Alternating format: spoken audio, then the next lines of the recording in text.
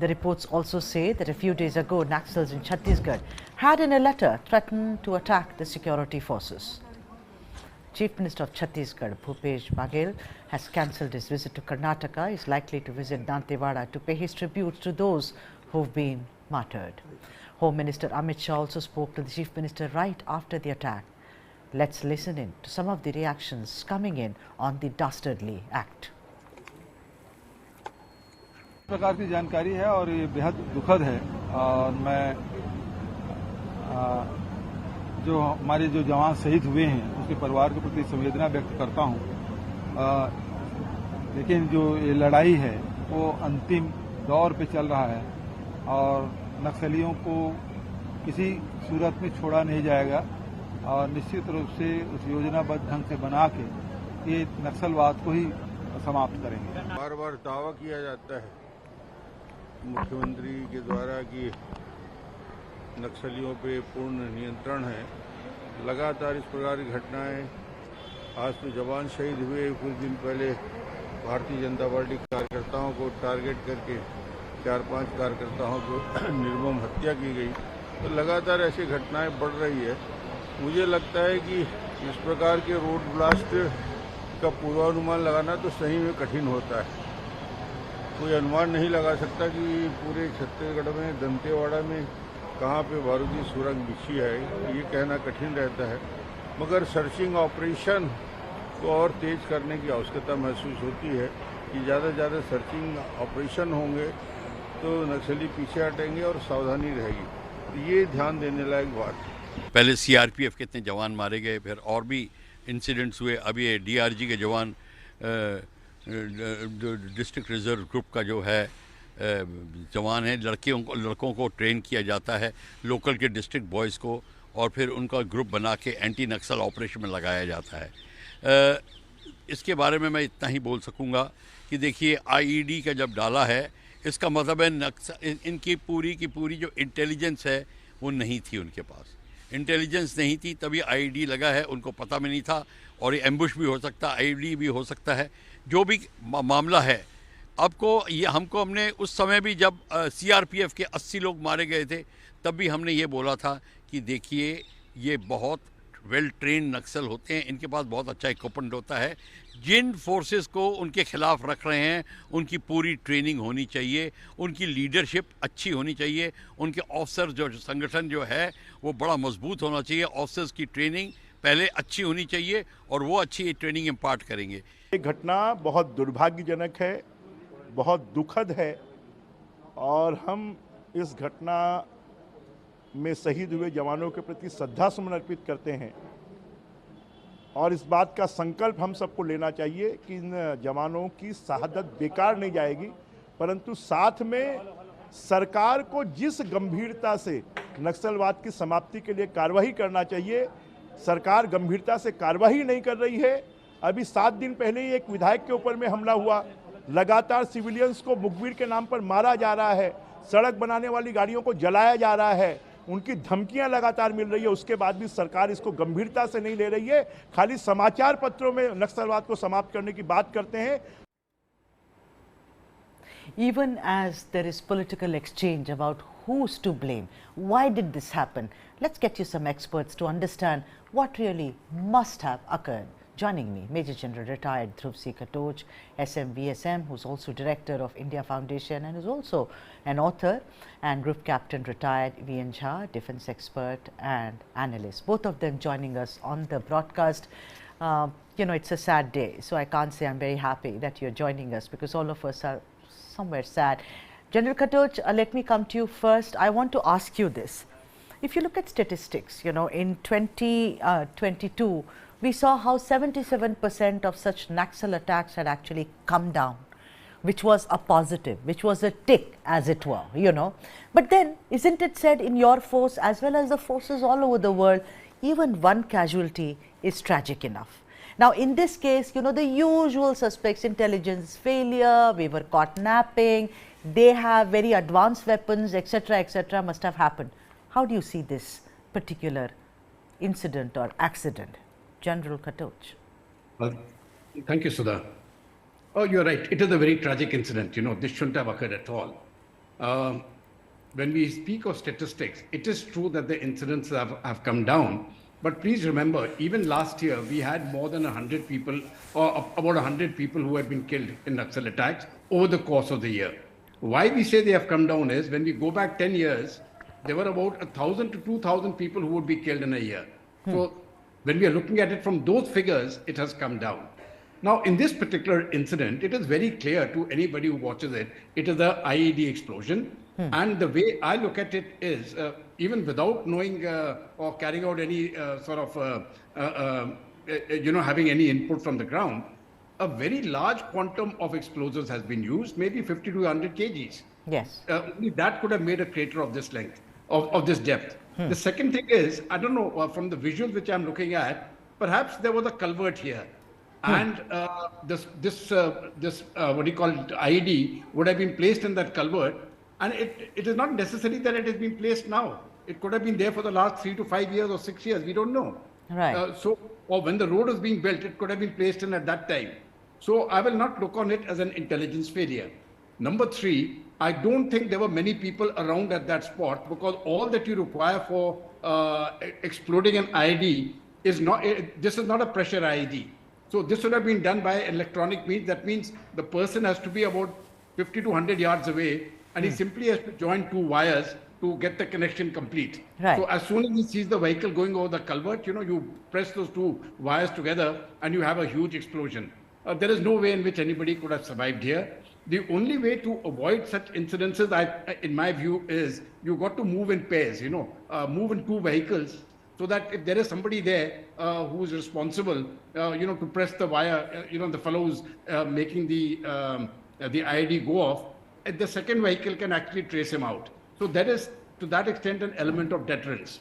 Number 2, I think, the people who have been killed from the district reserve guards, they are all locals. Please understand, they are from the tribal communities themselves, Yes, true. from the district. So I think they should have actually been, within their own groups. They should have come to know that something is happening. So to that extent, yes, you could have been a bit more careful or something. But I have spent 2 years in Sri Lanka in the same sort of an environment. It is very easy to say, but you can always get hit. Right, but then General, I'm sorry to interject, but then there are examples of how Colombia apparently beat this.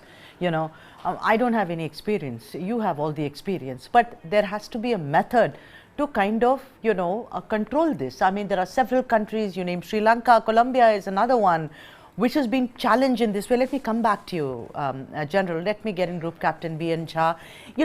Look at how the General started the conversation. He said it's very tragic, but of course, how do you catch it? But then, for a common person, for someone who's a lay person like I am, imagine someone is standing 50 yards, if I'm not wrong, and joining 2 wires. Now these officers, DRG, they are all tribals, they are trained, they know exactly how the other side works. They have a deep insight into them culturally, into their minds, the way it works. So I will take it as intelligence. Still this happens. There was a letter threatening, a couple of days ago. Still this happens. So somewhere I think, like General said, maybe, you can move in batches, like in 2 vehicles. But somewhere or the other, don't you think we were kind of caught napping? Group Captain B.N. Jha. Shivaji, let me first express my condolence to the family who are aggrieved with this, and the martyrs who have bore the brunt of it. Obviously, there is a failure, and then only something happens. But again, I tell you, it is easier for us to sit in our offices, on our chairs, and claim that there was a failure. The circumstances of operations at those places are horrific. These incidents have been going on for decades. I can see in front of me the number of incidents, by and large, leaving the political clock behind. I can see the trend of national violence declining from 2010, when it was about 2213, 2,200 odd incidents, till 2018, I can see about 833. And that also has further decreased in the 2021-22. But what is indicating here? See the 3 things happening here. Right. First, Amit Shah ji had come there. he said the Naxal or Maoist violence is in the last phase. Now, Naxal, the intelligence is there that they were there in the surrounding planning something. So they wanted to show, contradict Amit Shah's version that it is in the last phase. Right. They wanted to create this. And third thing, you recollect 2021 attack Yes. on the CRPF, 2,000 odd of them. When Yes. did it happen? It happened when they were returning after the searches. When you go for searching, all your faculties are absolutely open. Your vigilance is 100%. And when you are seeing that there is nothing and you are coming back, there is a tendency to, down your guards. And that is when last time, 2021 also, the attack had happened. And today also, when they were returning, that is the time when this has been indulged upon. So there is a, the collective sort of commonality. But I tell you, there is a lack of, firmness in the leadership, in the country's leadership, I'll say, to get rid of these Naxals. See, the Naxals who are committing these crimes, they are foot soldiers. You kill 100 of them, it will not end up unless you also nab there and eradicate or eliminate their masters and the fundraisers or weapon Right. providers. Group Captain Jha, let me come back to you. Let me come back to you and let me get, because what is very interesting about any debate is when the panelists question each other. If we all agree, then what's the point? And I think you've really raised some very important points here. Let me go to General Katochia. General Saab, I want to ask you that, the thing is that look at what Group Captain Jha was saying, that there has to be collective leadership, etc. But I want to ask you something. All the experts have said the Naxal movement has weakened over the years. The same kind of cadres are not joining them. Even their leaders have said that it isn't like it used to be in the past, let's say a decade ago. Also during COVID, which has impacted all of us, according to experts, COVID also made it impossible for them to operate the way they used to, because if there is no movement, they are out of business, you see. So the point is that if there are, it's a thin cadre now. If the thing is that, not many people are joining, and we also have a robust kind of a system, then why is it that we are not able to contain it? Is it because they have very, very sophisticated weapons now? Is it because that we become complacent from time to time? No, you see, I don't think it's got anything to do, some people I've heard them making a statement that they've got very sophisticated weapons and all that. Oh, I don't think it's got anything to do with weapons. In this particular incident, you see anybody, any normal villager or dressed like a villager, could be a woman, could be a little boy. All that he has to do is to press two wires and, bang, it goes. No, you see, I'll tell you why it has not died down yet. In fact, when the movement first started in 1967, imagine that many years ago, and when it was put down for the first time, the Chief Minister of West Bengal that time said, we have finished the Naxal movement. And now we know where we are today. Yeah. So you see, every Chief Minister, people keep saying the movement has finished. It is not finished. And it is not finished primarily because it is not a movement which can be killed with guns. Or this is an ideological movement, right? So if you have to destroy the Naxalism, if you have to destroy Naxalism, you have to destroy the ideology which has created it. And to destroy that ideology, you have to create an alternate ideology. So what is the, if the alternate is going to be the idea of Indian democracy, then you've got to make that democracy work. So when we are looking into this, when we are looking into the development paradigm which has been taken over, from 2015, we have got the DSR model, development, security and rights. For a very long time, from 1967 to from 1970 onwards, the R component was missing, the rights component, what the tribals really require. That came up sometime in the in the first part of the century, about 2015 or so, where a lot of emphasis was placed on rights. Prior to that, it wasn't there. Now, that is why the movement is shrinking. From 200 districts, when I last did the study on it, I think it was about 2012 or 2013. That's right. I carried out a comprehensive study. There were about 200 districts impacted. Today, about 40 or 45 districts have been impacted. That's about it. Yes, that's what I wanted to ask you, because apparently a list was also prepared, what you're saying, General Saab, that, if there were, like, let's say 100, 60 odd were, kind of removed from that list, and only 40 odd were kept to see these are most dangerous, kind of zones. Do you think that was the right way to do things? No, this is the right way, actually. And now there's another point which I want to tell. You see, as and when political penetration takes place into all those areas, there were some areas where the chief minister couldn't go, the district commissioner, the superintendent of police, they were no-go areas. Now a very great deal political penetration has taken place. And one thing which you notice, wherever politics comes in and the penetration takes place, then the people have a voice. They have their MLA or somebody whom they can talk to, and the Naxal voice starts decreasing. So that political penetration is a very important aspect. The rights is a very important aspect. But fundamentally, I think another thing which people tend to miss out, my co-panelist very correctly said, these are the people just with the guns. The gun is not the important thing. It is their backers. Their backers, I am afraid, are those people whom I call the urban Naxals.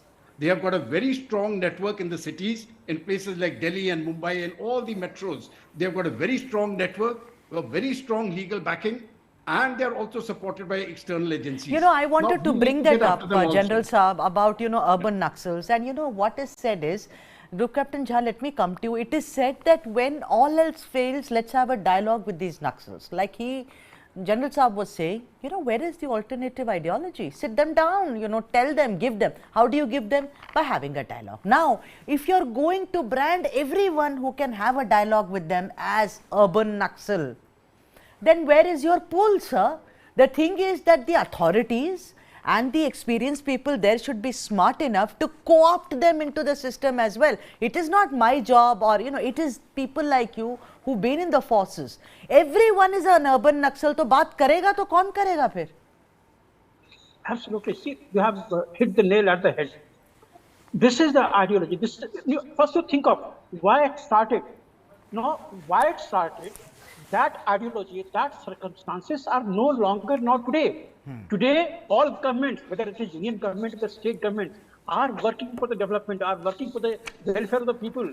Today, there is no such divide as the strong man and versus the weak person, what had taken this ideology in the 1960s. That is not the case. So today's government, both union and state, have to convince the youth in those vulnerable areas that we are there for you. There is absolutely no reason for you to continue this struggle because circumstances have changed.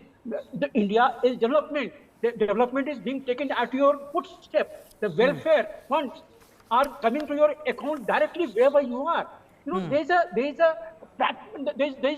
whole lot of changes in the circumstances from the 60s till now coming here.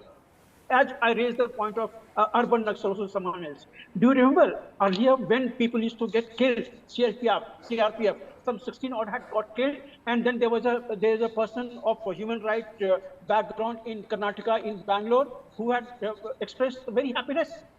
Such was the mentality of the supporters here on the ground, be it the so-called human rights people, be it the Naxal people, they were there.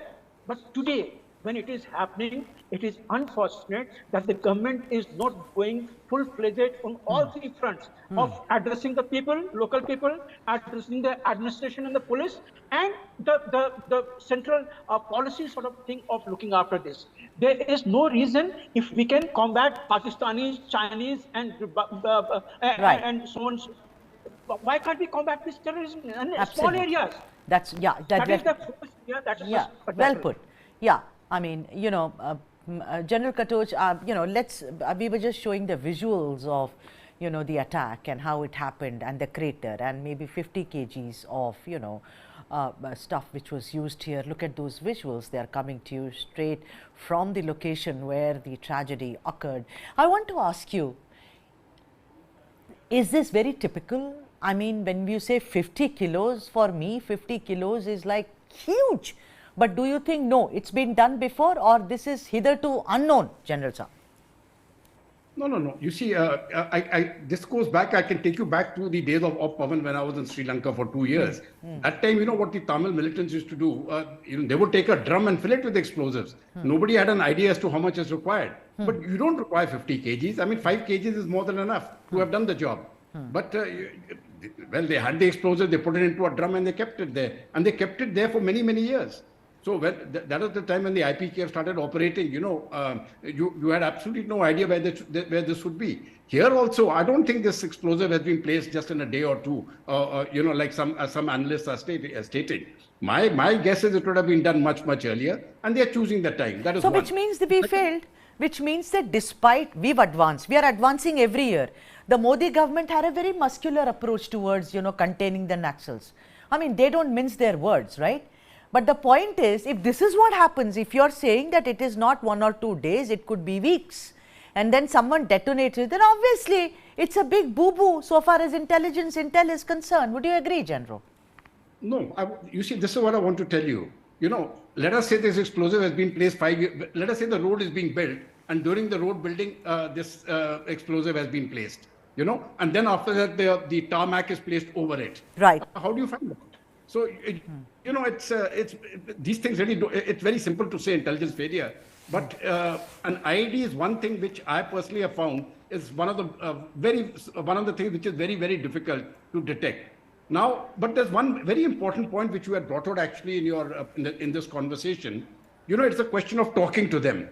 Now, I can give you as a certainty that there is a very large feeling amongst the Naxal groups. They want to get onto the talking table, right? Yes. I think the government should seize this moment now. From the Naxal side, they actually want to get onto talks, but the government, I think, in Chhattisgarh and other places thought that they can actually get them on their knees without talks. Perhaps it may be a faster way to sort of open a dialogue with them and get onto the political table, political negotiations. That may, in my view, be a good option now because it is on the decline. The Naxals are finding it very difficult to recruit cadres because the government has been very effective. So from their side also, I think if there's an outreach, then you can break their spirit finally, right, and we can come down to total peace. But right, till such time as the ideology is wiped out, I think there is going to be a problem. And let us face it, we have to actually make, the statement which I have been giving in my talks is, the idea of Indian democracy has to be better than the ideology of the gun. Now, once you get onto that, then you will defeat the movement. Yeah, but I think the Modi government is doing that, rather, I mean, at least it puts it out like that. We'll just come here. This is not a Modi government problem. No, it's not. But then the red corner, the red corridor, as it were. This is a state subject. The whole point is, sir, the red corridor. Okay, go on, sir. Go on. This has not been treated. Law and order is a state subject. The complete Naxal movement in all these states is treated as a state subject as per the constitution. It is not even on the concurrent list. I have been advocating that put law and order on the concurrent list. The state governments don't want it. Yeah, so what I was trying to say, Group Captain Jha, is that when I said Modi government, I said what is the narrative in the country? The narrative is that the red corridor has to be contained.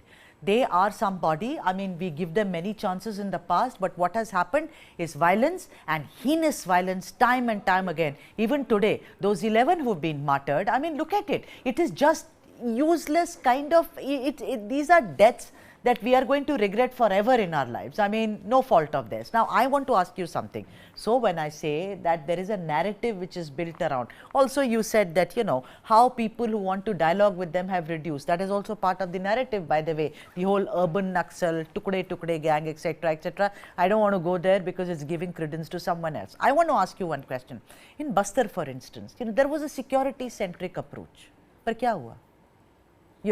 There were lots of deaths. Nothing really happened. So, how do you contain them except while having a dialogue with them? Except, trying to say that your ideology is not worked, it's redundant, it's defunct. Would you think that, Group Captain Jha, that a new approach needs to be set in? I know it's very easy to say all this, sitting in a TV studio. But do you think that seems like a more practical approach, sir? Absolutely, absolutely. Finally, look, who are these people? They are Indians. They have not come from, Pakistan or somewhere else to fight the terrorism war or jihadi war or something. No, they are Indians. They are the business civilian citizen of India. But having said that, our co-panelist, General Katoj, is a very experienced person. He has got tremendous amount of experience in this. But I beg to disagree on one point. Talking, yes. but talking not from the point of weakness. Right now, after this killing, if we talk to these guys, they will take it for sure that you commit this sort of horrendous killing, and then the government will come and talk to them. Right now, the only way is go after them. We must go after them, we must chase them, and we must inflict substantial damage onto their assets, maybe to men or the weapon, and then take them to the talking table. Then the government of India will be at the position of strength. You can dictate the terms with them. Of course, there is no point in dictating. I mean, they are not looking for some country as an independent this thing, or they are not seeking independence. This ideology has been coming from those days Right. of 60s, 70s. That has to be, they have to be convinced. And this convincing has to be done at all fronts. It has to be the government, it has to be in the colleges, it has to be in the schools, it has to be the village heads, those mukhias in those villages. They have to tell them that, look, what we were aspiring for, it is come to our village. Development is come, water is come, tap is come, toilet is come, we are getting the funds for doing our own business. All these things have come. This is what you are fighting for. So today, there is no actual reason to continue this fighting. So this has to be convinced to them, and Yeah. then only this can see. Right. Yeah. General Katoch, I think that this is just, also for the Naxals to be making headlines all the time, so that they do not become anachronistic, as it were. They have to keep making their presence felt. Now, tell me something. According to some experts, earlier they used to attack large groups, but now apparently they attack small groups. Do you think this is a myth, or it's a reality that they have changed their strategy a bit? Question to me? Talk about the strategy which was being employed by the CRPF earlier, I was horrified to learn, and this was, of course, this was many years ago, about 7, 8 years back. I was horrified to learn that these police forces battling the Naxals, they were given orders not to move in the night. Now, you don't operate that way, You're supposed to keep that area under domination 24 hours of the day. So when I questioned them, they said, no, Achas will buy casualties. Now, that is really not the way to look at it. These operations have to be done by day and by night, and you require very good leadership actually on the ground to carry out anti-Naxal operations. The point about, talking, I have never said that, blast ho gaya and then go and talk to them. Obviously not. But at some point of time, we will have to open talks, because for the last 1 year, the Naxals on the ground, they have been begging for talks. They desperately want talks. Right. So I think at some point of time, we'll have to just tell them, okay, what do you want? And let's, they've got a little bit of demands or something. Let's see what we can do. But at least the talking process can start. But, when we're talking about the rights issue, the problem really is one of communication and justice. Now, if a chap has got some land problem there, I'll just give you a practical example. All right. These are the villages, they've got a land problem. They've got, the only governance which they had seen for many years was that the forest guard, and that guard would be everything to them, because he was the government. Now, if they had any problems, they had no way to approach anybody. I think the question is now, with the mobiles coming up, technology is improving, how they can actually get their complaints or their requests through to the administration. That is going to be a very important point, because if you don't have justice delivery, then, why should they even follow the Indian government? The Naxals have got a very clear dispute settling mechanism. The Maoists have, when they go to a village and there's two parties have got a very serious problem, they'll kill one and say, okay, the problem is solved. Now, that's not the way democracies do it. But we need to do, we need to solve problems on the ground. That means that approach has to be there. Now, with the security forces, your penetration has increased dramatically. That is why it has come down. Yeah, so when you say there should be dialogue, I want to ask Group Captain, you made that suggestion that they are very, very eager that someone talks to them. Group Captain Jha, someone goes to talk to them. This is where I meant the narrative in the nation. If me as a Chief Minister calls them to a table and says, let's have a dialogue, there will be criticism poured. I don't know if anyone will have, I'm using the words with careful consideration, guts to say, let's talk. He'll be branded as someone which is a lost cause, anti-national, urban Naxal, counterproductive, etc., etc., etc., etc., etc. So I'm saying, I have seen Assam, I have seen, the demand for Gorkha land. I've seen Manipur. I've seen several other kind of secessionist movements in this country. There was always dialogue. There was an atmosphere for dialogue. Jha Saab, do you think that the atmosphere of dialogue has also kind of lessened now? See, the political space right now in the country is very, very constricted.